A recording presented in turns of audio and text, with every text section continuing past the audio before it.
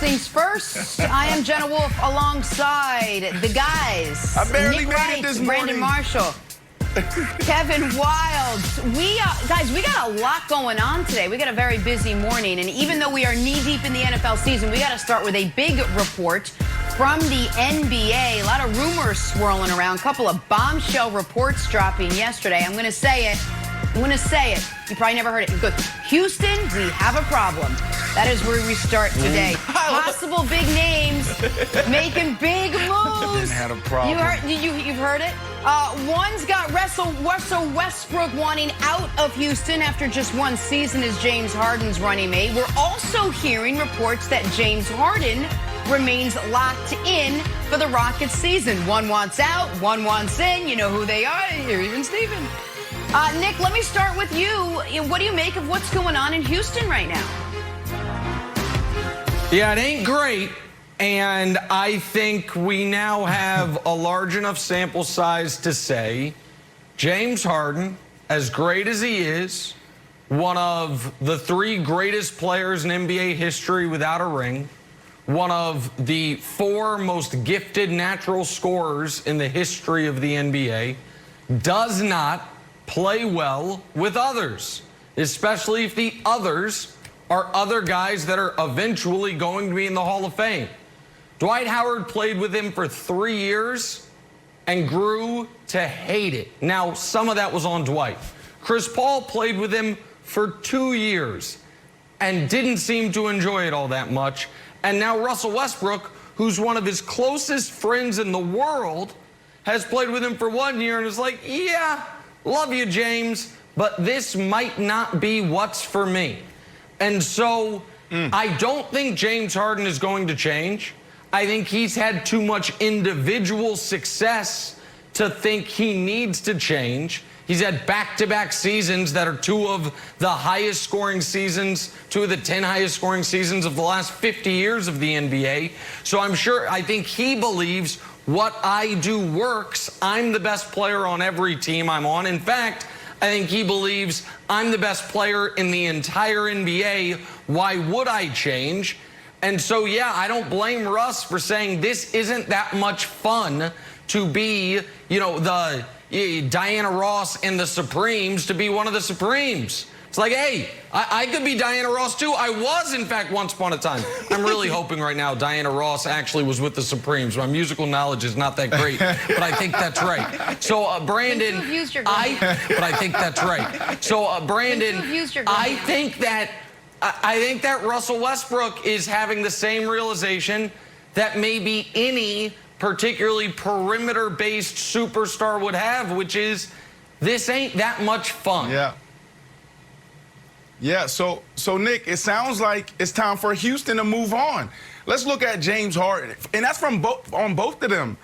Russell Westbrook and also James Harden. Let's look at James Harden, Pac-10 Player of the Year, All-American, 6th Man of the Year, 3-time scoring champ. You just talked about that. 8-time NBA All-Star, MVP.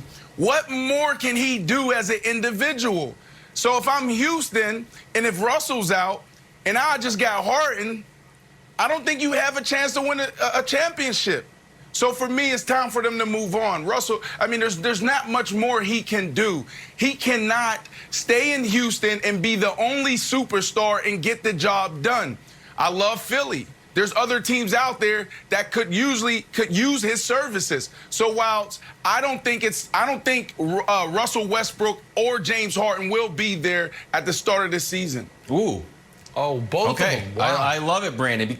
Yeah, well, Nick, there were some funny reports because yesterday Kendrick Perkins said that James Harden hadn't talked to anybody in the organization for 2 weeks. He got that from a source that he won't name. Not, he's not necessarily the Woj of the world, but he got it from a source that he won't name. That James Harden is not picking up anybody's phone call. Then today, Shams is like, nah, James Harden's locked in. It's like, all right, well, something's a little fishy. Yeah. And Shams' article has a delightful bombshells. It's like Real Housewives in this article. PJ Tucker wants a new contract and some new sneakers. What's the newest release? Oh, those Off-White 5s are coming. Eric Gordon's like, he's going to be he is 6th Man of the year. And he's like, Hey, what's up? Why am I just out here shooting threes? Is this what you want me to do? And then, of course, Austin Rivers with my favorite little nugget from the entire thing. Here we go. I'll read it verbatim, Nick. In another instance, Rivers was barked at by Harden after the former MVP missed a free throw and blamed Rivers, who was standing up by the bench for distracting him. So, like, all right, it's open season on the Rockets now, and I feel bad for Paul Silas, who just got in there. Nick is not even getting a chance to sort of like right the ship. It's just disaster right away. Well, a couple things. One is, I don't think the Rockets are going to move Harden. And the reason for that is multi-layered. The first one is they don't have their first-round picks in 2024, 2025, or 2026. That's the kind of detritus left over from the CP3 Russ trade. So if you were going to trade Harden, you need to be sure you are going to be back to at least a playoff-level team quickly, or else that, you know, those picks that you would be generating are going elsewhere anyway. That's first of all. Second of all, I used to live in Houston. James Harden is beloved there, and he loves it there. The nightlife scene there might not be a better nightlife for James Harden's, call them very particular tastes, than the city of Houston. When J.J. Watt got all the credit for what he did after the hurricane that hit and raising money, James Harden himself made a more than 7-figure donation out of his own bank account to help out the people there. And Harden is a polarizing player who the Houston fans have embraced and defended like their own child. So I don't think Harden wants to leave. I believe he wants to stay. The problem, Jenna, is going to be, can you find enough pieces or another piece around him that wants to play with him in order for them to contend for something other than the second round of the playoffs? But why would he want to stay there? It makes no sense to me as a player.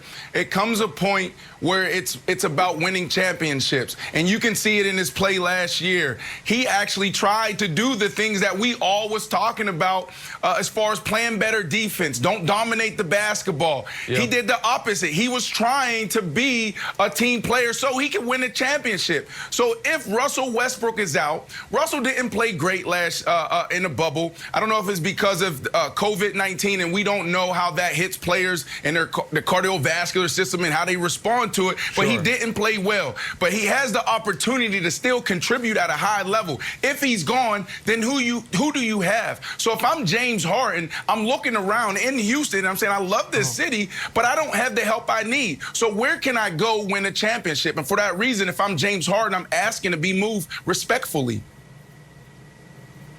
Okay. So I'm going to do two things. I'm going to move Harden, then I'm going to move Russ real quick. First, Harden for Ben Simmons and reunite Morey and Harden just seems to make sense. We all know Ben Simmons needs to run his own team, and we all know that Philly's like a piece away. So I love that Morey move Simmons for Harden. Russ, here's a good one. Russ also needs his own team. I would like Russ to come on home to the Big Apple. Here, and if he does it, he would have 3 goals. I know he's not going to win a championship, but just 3 nice and easy goals. Number 1, make the playoffs. There's been no playoff appearances for the Knicks since 2013. Number 2, a personal goal. Make the All-Star team. The New York Knicks haven't had an All-Star in the last 2 years, but even in this stretch of futility, they always had All-Stars. Melo, Porzingis, Tyson Chandler, Amari, even David Lee got an All-Star appearance. So there has been a superstar component missing in New York. And number 3, this is the grudge goal. Stop Durant's New York takeover.